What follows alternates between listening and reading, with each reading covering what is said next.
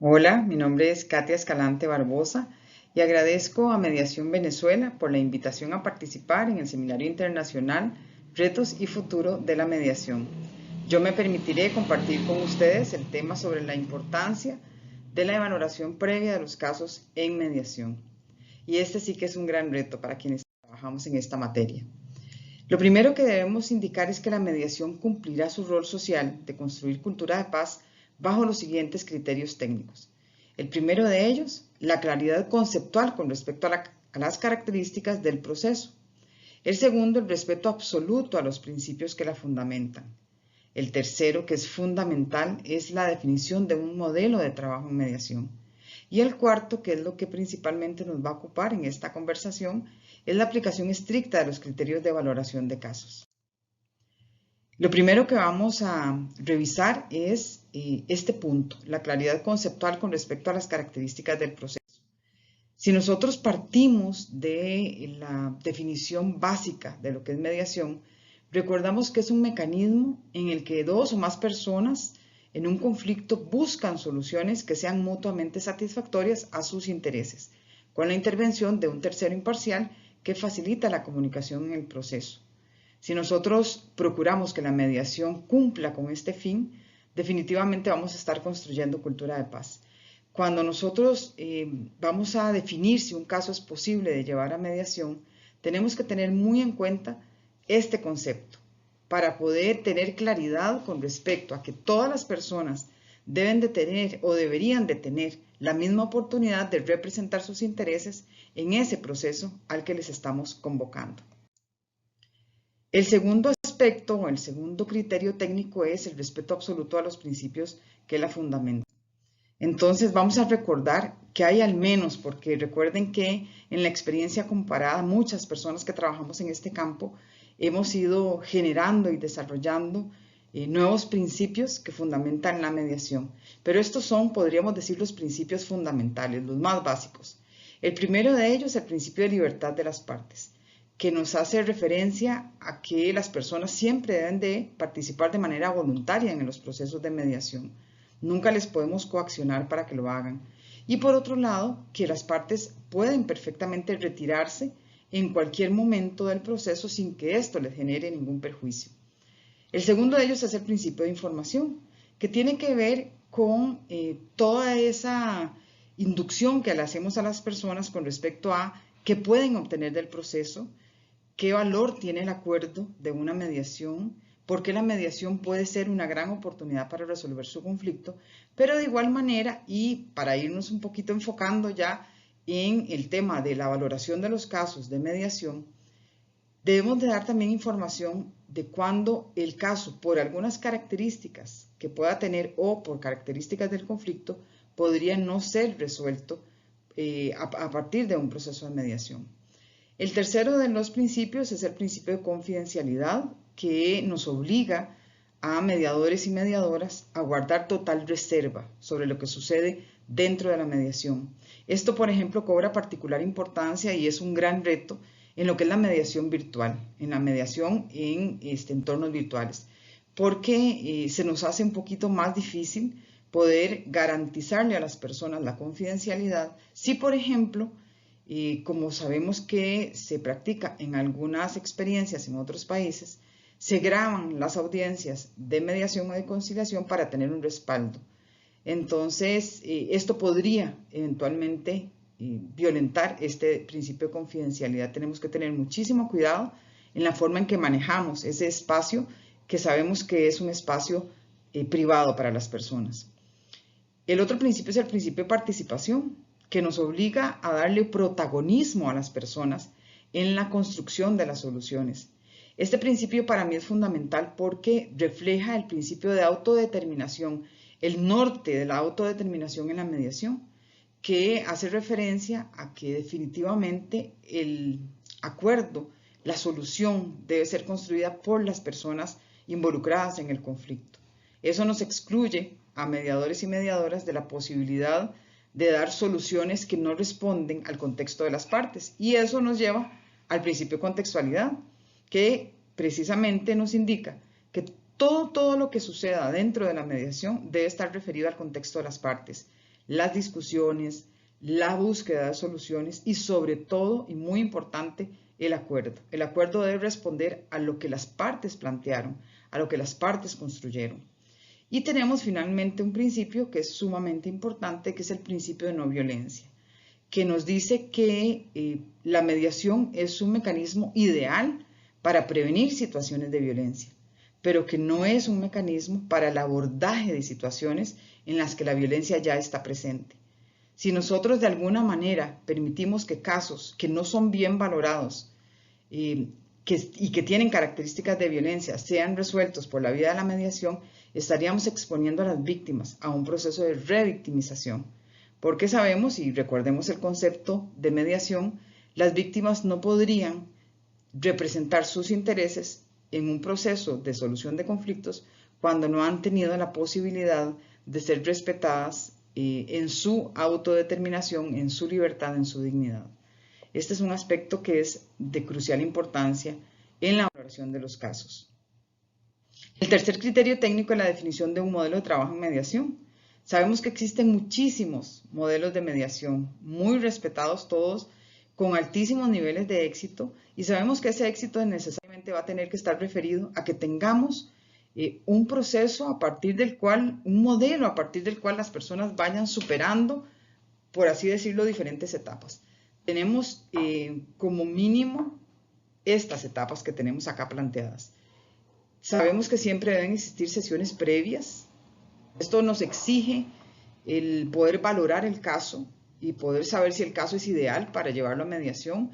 Entonces vamos a contar con que en esta parte previa, en este análisis previo que hacemos del caso, tenemos por lo menos en Costa Rica una fase en la que llamamos filtro o entrevistas de valoración de casos previas al proceso, donde tenemos una entrevista con cada una de las partes por separado para poder determinar no solamente la voluntariedad de las personas, sino también la conveniencia de llevar el caso a mediación y las posibilidades de éxito. Además, es una plataforma que nos sirve para hacer un proceso de inducción de las partes hacia lo que podría pasar en la sesión conjunta de mediación. Y obviamente el prepararnos para la mediación tiene que ver con esta elaboración de la estrategia. Después de que yo me reúno con cada parte, debo de preparar una estrategia dentro de mi proceso de mediación. Ya en la reunión conjunta, independientemente del nombre que le demos a cada una de las etapas, sí necesariamente las personas deben de pasar por momentos, por así decirlo, dentro de la mediación. Sabemos que hay un primer momento donde explicamos qué es lo que se va a hacer, cuál es la función de la persona que media, qué esperamos de las partes, cuáles son las reglas que deben de regir este proceso, cuáles son los criterios a partir de los cuales vamos a regular esa comunicación entre las personas. Vamos a tener que hablar sobre el valor del acuerdo, sobre la importancia de la confidencialidad, la importancia de la imparcialidad de la persona que está dirigiendo el proceso, la importancia de dar oportunidad para que sean las mismas personas las que construyan sus soluciones. Cuando nosotros superamos esta etapa, que es un poco la preparación, la inducción de las personas al proceso mismo de la mediación, vamos a tener que dar oportunidad de que las personas nos cuenten su punto de vista, que nosotros podamos conocer sus expectativas, no solamente para conocerlas nosotros, sino también para que las personas se escuchen y escuchen cómo ven las otras personas la situación y además cómo se han venido sintiendo. Esto permite hacer ejercicios de empatía entre las personas. Además va a llegar un momento en el que tenemos que definir cuáles son los temas esenciales que vamos a trabajar dentro del proceso, que se van a convertir como una especie de puntos de agenda, donde luego vamos a trabajar cada uno de estos puntos de agenda en un proceso de generación de opciones. Vamos a seleccionar la mejor opción para trabajar. Vamos a garantizar que esa opción se convierta para nosotros en un factible y para las partes, obviamente, en el sentido de cumplir con todos los requisitos de ser la mejor opción, la que incorpora más elementos de satisfacción para las personas con respecto a la solución de su problema. Luego vamos a propiciar ese proceso que es el proceso más rico dentro de la mediación, ¿verdad? Que es cómo las personas negocian, cómo las personas buscan y construyen todas esas pautas que serán indispensables para poder resolver su problema en la práctica y definir con mucha claridad para el acuerdo los plazos, las responsabilidades, los compromisos que cada una de las personas tendrá dentro de esta solución. Cuando nosotros tenemos ya un acuerdo constituido, podemos revisarlo, las personas pueden incluso consultar con sus representantes legales por si quieren hacer algún ajuste. Y finalmente podríamos decir que hemos llegado al final de este proceso donde a partir de un involucramiento de las personas en la construcción de la solución, tenemos finalmente un final que podríamos decir que es exitoso. Dentro de la sesión conjunta, recordemos que se pueden hacer lo que llamamos reuniones separadas o incluso en otros países lo llaman caucus, que son reuniones en las que nosotros podríamos, dentro de la sesión conjunta, convocar a las partes a reuniones individuales para poder valorar diferentes aspectos. Algunos de ellos relacionados con la atención de situaciones de crisis o para valorar cómo se han venido sintiendo en el proceso. Recordemos que la reunión separada o caucus nos van a permitir, va a ser un medio muy importante porque nos van a permitir muchas veces resolver atoros que se presentan dentro de la sesión conjunta, que si no resolvemos de manera individual no podríamos probablemente continuar con el proceso. De hecho, esa es un poco como la obligación que tenemos dentro de la sesión conjunta, tratar de resolver todo de manera conjunta, pero si hay temas que debemos de trabajar de manera individual, tenemos la oportunidad de la reunión separada o el caucus para trabajarlo. Recordemos que un modelo de mediación que dirige nuestra actuación dentro de la mediación se va a convertir en una especie de estrategia. Una especie de estrategia que si está bien articulada nos va a permitir lograr el éxito de la mediación. Y el punto 4, que es en lo que yo quisiera enfatizar, y que es uno de los aspectos técnicos más importantes con respecto a el valor social que va a tener la mediación, es la aplicación estricta de los criterios de valoración de casos. Cuando nosotros hablamos de criterios de valoración de casos, nos referimos a la admisibilidad y a la mediabilidad de los casos. ¿A qué se refiere la admisibilidad? Bueno, a criterios jurídicos. Dependen de la disponibilidad de los derechos involucrados en el proceso y esto va a variar de país en país. Pero nos define todo ese marco legal que permite que un caso sea susceptible de ser llevado a mediación. El segundo gran aspecto de valoración de los casos es la mediabilidad. Y acá ya no nos referimos a aspectos jurídicos, sino a todos aquellos aspectos biopsicosociales que permiten que un caso sea susceptible de ser conciliado o mediado. Y va a depender de la forma en que las partes se comuniquen. Entonces, ¿cuáles son estos criterios de mediabilidad? El primero de ellos, la disponibilidad y voluntad de las partes para mediar. Eso significa, lo dije hace un momento, que debemos de garantizar siempre que las personas participen voluntariamente, que estén dispuestas a participar voluntariamente de la mediación. El segundo de los criterios es la ausencia de violencia o agresión, porque estos casos, de acuerdo a la normativa internacional, a las convenciones internacionales de protección de derechos, nos dicen que los mecanismos alternos como la mediación o la justicia restaurativa no deberían de ser utilizados para el abordaje de situaciones de violencia. Tiene que ver muchísimo con la forma en que la violencia ha afectado la capacidad de las personas para representar sus intereses en un proceso.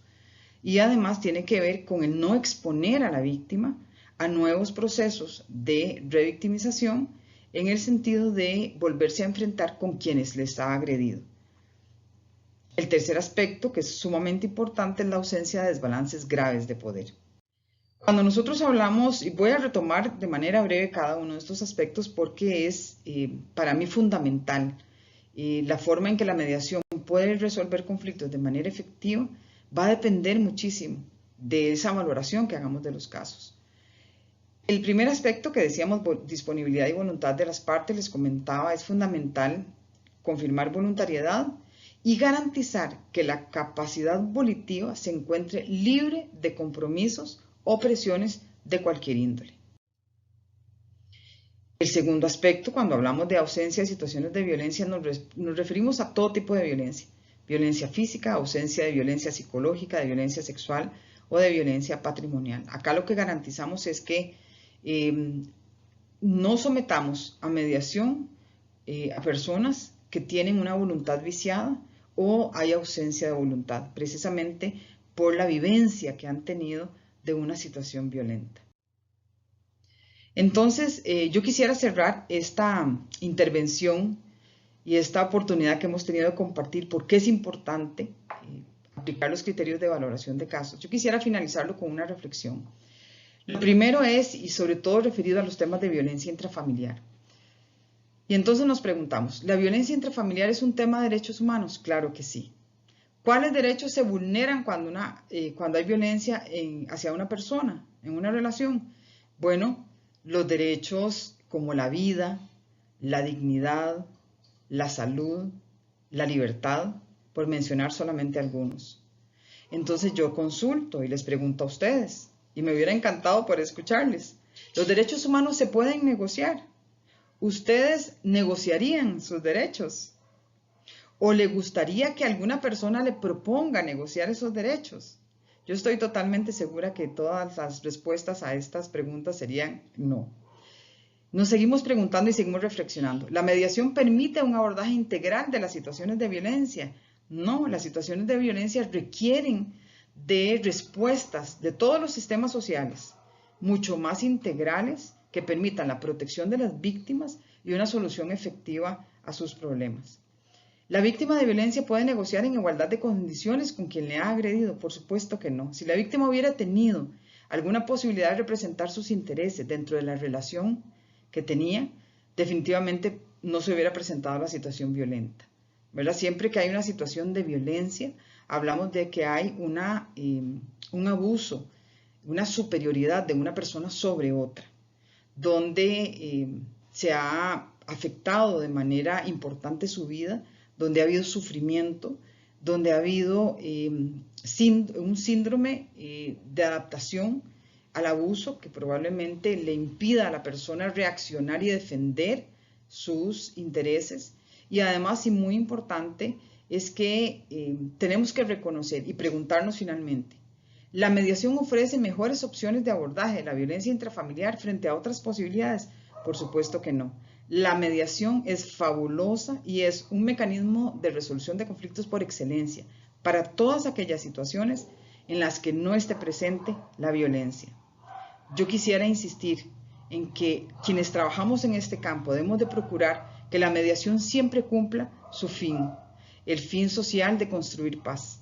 Si nosotros sometemos a mediación casos en los que hay violencia, estaríamos utilizando la mediación como un proceso de revictimización y no como un mecanismo para construir y fortalecer una cultura de paz.